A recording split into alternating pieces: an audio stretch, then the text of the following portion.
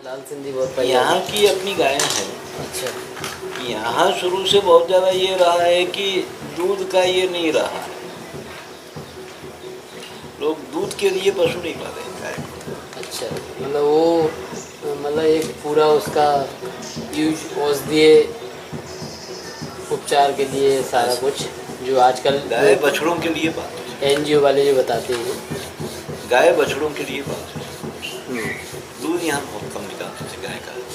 अच्छा, बछड़े को ज़्यादा पिलाते हैं। बछड़े को ही पिलाते थे। यहाँ इस तरफ हाँ, और हरियाणा की तरफ तो वहाँ का पता नहीं, वहाँ कैसे वहाँ तो करते वो दूध पीते हैं। वो दूध पीते हैं। यहाँ मात्र जनसामान्य दूध के अपने पक्ष में नहीं रहा है। गाय इस तरफ नहीं पीते ना। वो तो ब्रज में ही है ना। ज़्यादातर गाय का दूध नहीं निचोड़ते हैं लोग, भैंस यहाँ तो कम पीते ना। बछड़ों हाँ बछड़ों को हाँ, वो बैल बनाने के लिए ताकि वो खेती में काम आए इसलिए। वो तो दूध दही तो वही है, नंदगांव बरसाना जहाँ पे तो दूध ये जो इलाका है ये बैलों के लिए बहुत मशहूर इलाका था।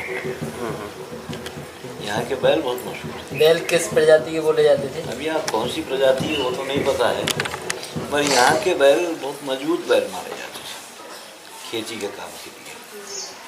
यहाँ के जो बैल ऊंचे बहुत नहीं होते थे, बहुत मजबूत बैल मारे जाते थे।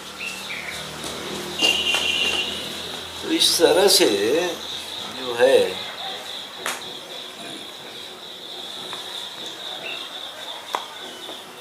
जो चीज़ है कि तुम अपना पहले भोजन अपना सुरक्षित करो, उसके बाद कुछ नहीं तो फिर कुछ नहीं होता है ना। लोगों के बल पे नहीं जिया जाता, तो अपनी एक व्यवस्था खड़ी कर तो वही कुछ कर पाएंगे। नहीं तो हम देश के लिए निकले हैं, देश हमको पाले। क्या कुत्ता काटा है, कौन निकलो बोल रहा है हमको।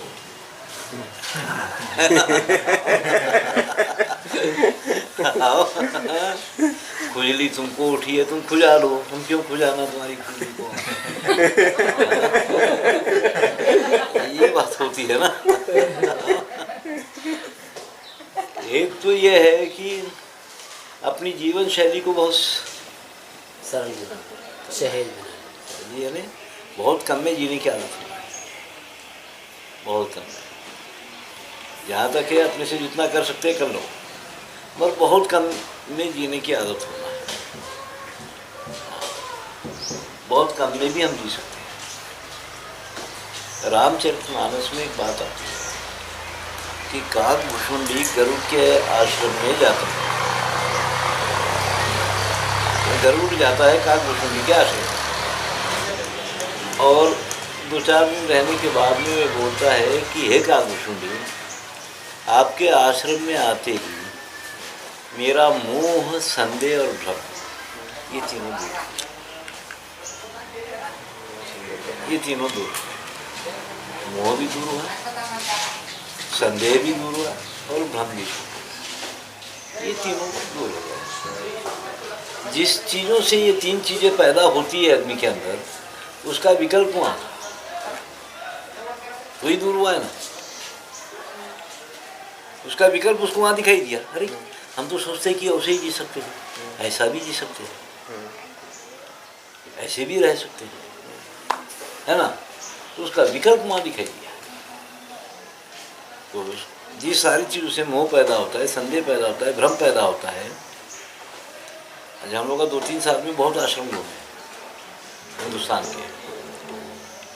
ये आश्रमों में जब भी जाते हैं मेरे को ये बात याद आती है काकभूषुंडी वाली, क्योंकि इसमें घुसते ही ये तीनों पैदा हो जाते हैं। इतने वैभवशाली आश्रम, देखिए जितने आश्रम हैं महात्माओं के, बहुत वैभवशाली आश्रम है। वहाँ के तो कपड़े सुखाने के स्टैंड तक विदेशी है, मस्त AC लगे हुए है, सब है वैभवशाली एकदम। तो वहाँ जाते ही ये सारी चीज़ें पैदा होती है कि कैसे कर गए, क्यों ये छूटता नहीं है इनसे, क्यों इतना मोह है, क्योंकि ये सब इतना वैभवशाली है, ये कैसे हो गया, ये सब कुछ कैसे कर गए बदमाश ये सब, ये सब हो जाता है ना। तो ये ऐसा डिजाइन कि जिसमें हमको ये सारी चीज़ों का विकल्प। सादगी का मतलब ये नहीं है कि कंगाली से जिए, ये नहीं है। सादगी का मतलब ये होता है कि बहुत कम में बहुत सुंदर ढंग से जी लो, ताकि देखने वाले को उससे घिन ना हो, नफरत ना हो, है ना। बहुत कम में भी बहुत सुंदर ढंग से जिया जा सकता है।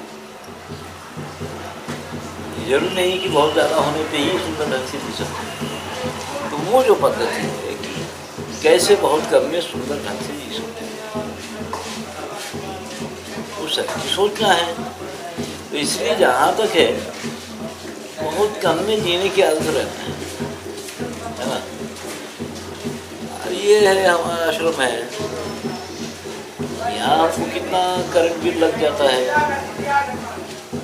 कभी कभी होता है 700, 800 या 1000 प्रोग्राम के टाइम 400-500 रुपये होता है करंट का बिल, है ना।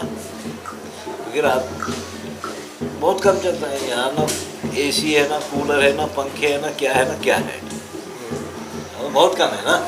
वो सब चल जाता है ये सब कुछ। और कोई ऐसी चीज़ है ही नहीं कि जिसके लिए खर्चा लगे, पैसा लगे। जैसे वर्धा में मगन संग्रहालय देखे होंगे, इसे छोटी जगह में वहाँ सफाइयाँ करने के लिए 6 लोग लगे हुए, है ना। अच्छे लोग से कम नहीं है वहाँ पे सफाइयाँ करने के लिए। यहाँ 1 घंटा 2 घंटा लगा कि खुद ही कर लेते, इतना तो कर ले सकते हैं ना। उससे ज़्यादा क्या होने का है। अब उसके लिए अगर आदमी रखेंगे तो 5-6 हज़ार से कम में कौन रहे, कम से कम। ये सब है ना। ये है कि एक ऐसी जीवन शैली जिसमें बहुत कम में भी आदमी जी सकता है, वो धीरे धीरे बना लेना चाहिए, वो आदत डाल लेना चाहिए और वो डाल लेना चाहिए, नहीं तो फिर बहुत मुश्किल रहता है।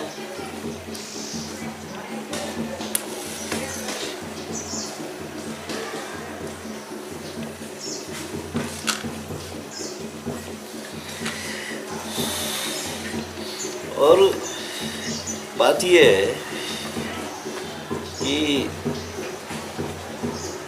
वैराग्य ढाल होती है और संतोष कृपान होनी चाहिए तलवार। वैराग्य ढाल, वैराग्य ढाल, हमारा वैराग्य हमारी ढाल जैसा काम करता है। बाहर के आक्रमणों से, बाहर के प्रलोभनों से हमको, उसको जो रोकने वाला है वो हमारा वैराग्य है। वैराग्य की परिभाषा क्या होगी गुरु जी, क्या है वैराग्य, किस अवस्था को वैराग्य कहेंगे? वैराग्य जो है यहाँ पे कई तरह से है। वैराग्य दोष देने पे वैराग्य होता है पैदा, दोष देखने पे वैराग्य पैदा होता है, या आसक्ति से भी वैराग्य होता है।